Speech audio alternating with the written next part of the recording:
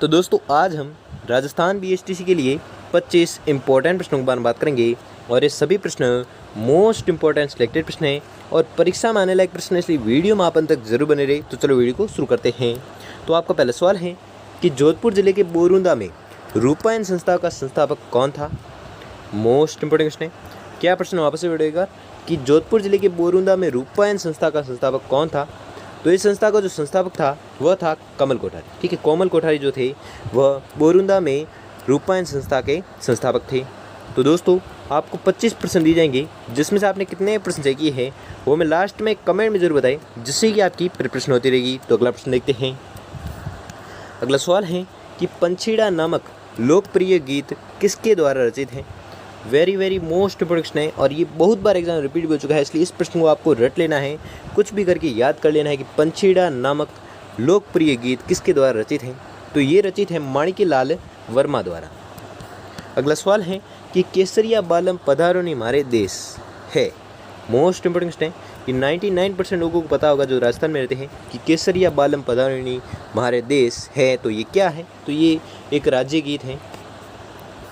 अगला सवाल है कि नड़ वाद्य यंत्र राजस्थान के किस क्षेत्र में अधिकांशतः प्रयुक्त होता है। मोस्ट इंपोर्टेंट क्वेश्चन है। क्या है, वापस से पढ़ो एक बार कि नड़ वाद्य यंत्र है जो राजस्थान के किस क्षेत्र में अधिकांशतः प्रयुक्त होता है। तो ये प्रयुक्त होता है जैसलमेर में। अगला सवाल है कि मैं तो मरी होती राज खा गयो बेरी बिछुड़ो किस लोकगीत का प्रचलन है। मोस्ट इंपोर्टेंट क्वेश्चन है। ऐसे भी प्रश्न बहुत बार एग्जाम में पूछे जाते हैं, इसलिए इस प्रश्न को भी आपको रट लेना है कि मैं तो मरी होती राज खा गयो बेरी बिछुड़ो इस लोकगीत का प्रचलन है। कहाँ पर प्रचलन है इसका, तो इसका जो प्रचलन है वह है हड़ौती क्षेत्र में। अगला सवाल है कि कामण गीत गाए जाते हैं। मोस्ट इंपोर्टेंट क्वेश्चन है। ये भी प्रश्न बहुत बार एग्जाम में पूछा गया है, इसलिए इस प्रश्न को भी आपको रट लेना है कि कामण गीत है जो गाए जाते हैं। तो ये गीत कब गाए जाते हैं, तो ये गीत गाए जाते हैं वर को जादू टोनों से बचाने के लिए।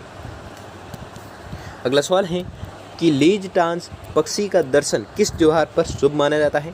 मोस्ट इंपोर्टेंट क्वेश्चन है। तो लीज टांस जो पक्षी है उसका दर्शन है जो शुभ माना जाता है, ये माना जाता है दशहरे को। ठीक है, दशहरे को लीज टांस पक्षी का दर्शन है जो शुभ माना जाता है। अगला सवाल है कि राजपुताने का वह प्रसिद्ध लोकगीत जिसमें ऊंट के श्रृंगार का वर्णन मिलता है। वेरी मोस्ट इंपोर्टेंट क्वेश्चन है और ये बहुत ही ज़्यादा एग्जाम में पूछे जाने वाले प्रश्न हैं और 99% लोगों को ये प्रश्न पता ही होगा आंसर इसका कि राजपुताने का वह प्रसिद्ध लोकगीत जिसमें ऊंट के श्रृंगार का वर्णन मिलता है। तो आपको याद रखना है, तो इसका जो वर्णन मिलता है वह लोकगीत है गोरबंद। ठीक है। अगला सवाल है कि रूपायन संस्था बोरुंदा जोधपुर की स्थापना कब हुई। क्या प्रश्न वापस से पढ़ो कि रूपायन संस्था बोरुंदा जोधपुर की स्थापना है जो कब हुई। तो इस संस्था की जो स्थापना हुई थी वह हुई थी 1960 को। अगला सवाल है कि मूमल लोकगीत किस क्षेत्र की राजकुमारी के जीवन पर आधारित है। मोस्ट इंपोर्टेंट क्वेश्चन है। ऐसे भी प्रश्न बहुत बार एकदम पूछे जाते हैं और इस प्रश्नों को भी आपको रट लेना है कि मूमल लोकगीत है जो किस क्षेत्र की राजकुमारी के जीवन पर आधारित है।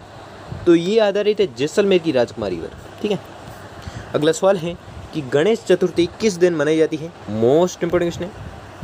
ये प्रश्न बहुत बार एग्जाम पूछे जाते हैं कि गणेश चतुर्थी है जो किस दिन को मनाई जाती है। तो ये मनाई जाती है भाद्रपद शुक्ल चतुर्थी को।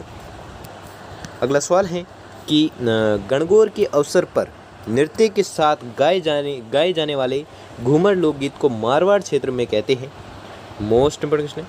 क्या प्रश्न वापस से पढ़ेगा कि गणगौर के अवसर पर नृत्य के साथ गाए जाने वाले घूमर लोकगीत को मारवाड़ क्षेत्र में कहते हैं। तो मारवाड़ क्षेत्र में जो कहते हैं वह कहते हैं लूर। अगला सवाल है कि किस राजा ने संगीतज्ञों व विद्वानों को दरबार में आश्रय दिया जिसे गंधर्व बायसी कहा जाता था। मोस्ट इंपोर्टेंट क्वेश्चन है। ये भी प्रश्न बहुत बार एकदम रिपीट भी हो चुका है, इसलिए इस प्रश्न को भी आपको रट लेना है कि किस राजा ने संगीतज्ञों व विद्वानों को दरबार में आश्रय दिया जिसे गंधर्व बायसी कहा जाता था। तो वह कहते थे सवाई प्रताप सिंह को। अगला सवाल है कि रागमाला और रागमंजरी संगीत ग्रंथों के रचयिता है। मोस्ट इंपोर्टेंट क्वेश्चन है। तो रागमाला और रागमंजरी जो संगीत ग्रंथ है इनके जो रचयिता हैं वह है पुंडरीक विट्ठल। ठीक है, पुंडरीक विट्ठल जो है वह रागमाला और रागमंजरी संगीत ग्रंथों के रचयिता हैं। अगला सवाल है कि कथक का सबसे प्राचीन घराना है। मोस्ट इंपोर्टेंट क्वेश्चन है। तो इसका जो प्राचीन घराना है वह है जयपुर। अगला सवाल है कि कच्छी घोड़ी नृत्य किस समय बजाए जाने वाला वाद्य यंत्र है। मोस्ट इंपोर्टेंट क्वेश्चन है। क्या प्रश्न वापस से पढ़ेगा कि कच्छी घोड़ी नृत्य किस समय बजाए जाने वाला वाद्य यंत्र है। तो वह वाद्य यंत्र कौन सा है? तो वह वाद्य यंत्र है झांझ। अगला सवाल है कि गुरु गोविंद जयंती कब मनाई जाती है। मोस्ट इंपोर्टेंट क्वेश्चन है। ये भी प्रश्न बहुत बार पूछे जाते हैं कि गुरु गोविंद सिंह जी की जो जयंती है वो कब मनाई जाती है। तो इनकी जयंती मनाई जाती है पौष शुक्ला सप्तमी को। अगला सवाल है कि कृष्ण जन्माष्टमी मनाई जाती है। मोस्ट इंपोर्टेंट क्वेश्चन है कि कृष्ण जन्माष्टमी मनाई जाती है तो कब मनाई जाती है। तो ये मनाई जाती है भाद्रपद कृष्णाष्टमी को।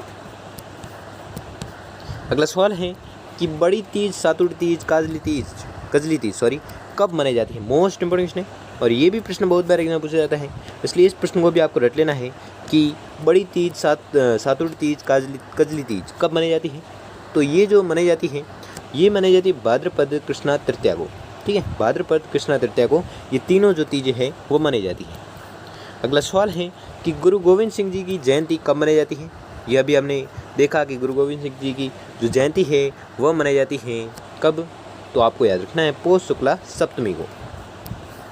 अगला सवाल है कि उब छठ को शेखावाटी क्षेत्र में कहा जाता है। मोस्ट इंपोर्टेंट क्वेश्चन है। तो उब छठ को शेखावाटी क्षेत्र में क्या कहते हैं। तो उब छठ को शेखावाटी क्षेत्र में कहते हैं चना छठ। ठीक है, चाना छठ है जो उब छठ को कहते हैं शेखावाटी क्षेत्र में। अगला सवाल है कि जल झूलनी ग्यारस कब मनाई जाती है। मोस्ट इंपोर्टेंट क्वेश्चन है। तो जल झूलनी ग्यारस है जो मनाई जाती है कब। तो भाद्रपद शुक्ल एकादशी को। ठीक है, भाद्रपद शुक्ल एकादशी को जल झूलनी ग्यारस है जो मनाई जाती है। अगला सवाल है कि किस त्योहार पर विद्या की देवी सरस्वती की पूजा की जाती है। मोस्ट इंपोर्टेंट क्वेश्चन है। क्या प्रश्न वापस से पढ़ेगा कि किस त्योहार पर विद्या की देवी सरस्वती की पूजा की जाती है। तो विद्या की देवी सरस्वती की जो पूजा की जाती है वो की जाती है बसंत पंचमी को।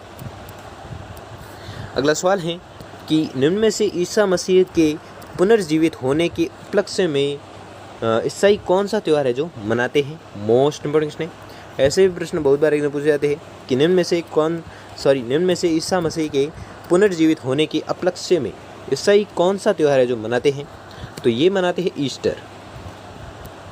अगला सवाल है और आज का अंतिम सवाल है कि किस धर्म में नववर्ष का प्रारंभ नवरोज से होता है। मोस्ट इंपोर्टेंट क्वेश्चन है। ये भी प्रश्न बहुत बार एग्जाम पूछा गया है, इसलिए इस प्रश्न को भी आपको रट लेना है कि किस धर्म में नववर्ष का प्रारंभ नवरोज से होता है। तो नवरोज जो होता है वो होता है पारसी धर्म में। ठीक है, पारसी धर्म में नववर्ष का प्रारंभ जो है वो नवरोज से होता है। तो दोस्तों आपको 25% दिए थे, जिसमें से आपने कितने परसेंट सही किए हैं वो हमें जल्दी से जल्दी कमेंट करके जरूर बताएं। और अगर आपके लिए वीडियो थोड़ा भी हेल्पफुल साबित हुआ तो वीडियो को लाइक और चैनल पर नए चैनल को सब्सक्राइब कर लीजिए और बेल आइकन को प्रेस कर लीजिए जिससे कि वीडियो की नोटिफिकेशन आपको मिलती रहेगी। धन्यवाद।